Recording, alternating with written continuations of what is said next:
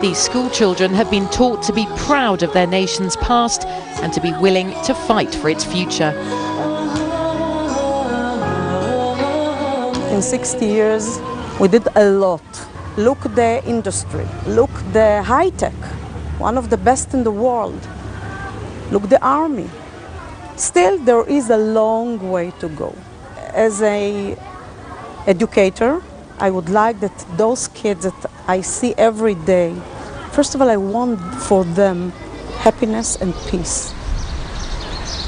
Gila's parents helped build this community of Azor 60 years ago. Both Holocaust survivors, they believe deeply that Jewish people must have a haven, a homeland of their own. The flags are out all over Israel, literally, on houses, on cars, all over the place. But not everyone here is celebrating. When the State of Israel was created, when this community of Azor was founded, others lost their homes. Hundreds of thousands of Palestinian Arabs were forced from or fled their villages during Israel's War of Independence.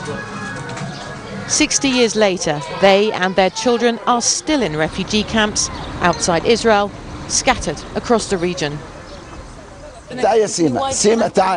Sima Barakat has been taught from birth her rightful home is in Azor.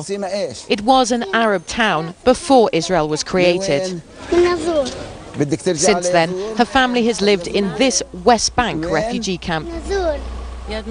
Grandfather Muhammad was 14 when his family fled fierce fighting in Yazor. This camp is not my home. Yazor is. If I can't go back there, my grandchildren will. Of course I dream of peace. Who doesn't? But Yazor is Palestinian land. Muhammad Barakat passed away this week. He left the deeds to his family's former home to his grandchildren. Palestinians and Israelis want peace, but fulfilling the dreams of both sides seems as difficult now as 60 years ago. Well, of course, the Israeli-Palestinian peace process was recently restarted, and in Washington, the Bush administration says it still believes some kind of peace deal is possible by the end of the year. But when you speak to Israelis and Palestinians, they are much more skeptical. Each side is suspicious very much of the other. So, as I say, the dream of peace is still alive, but the prospect of peace still seems very far away. On Independence Day here today, we will continue to cover the two faces of the founding of the State of Israel. For now, back to you. Hey, Katia Adler there in Tel Aviv. Many thanks.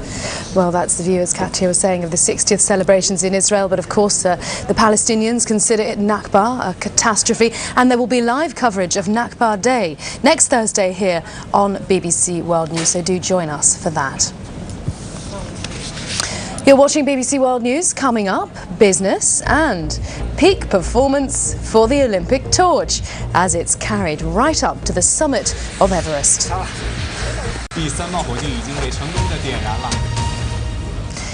The Austrian town of Amstetten is marked perhaps forever now as home to one of the most appalling of crimes. The place where Josef Fritzl imprisoned his daughter for 24 years and had 7 children by her.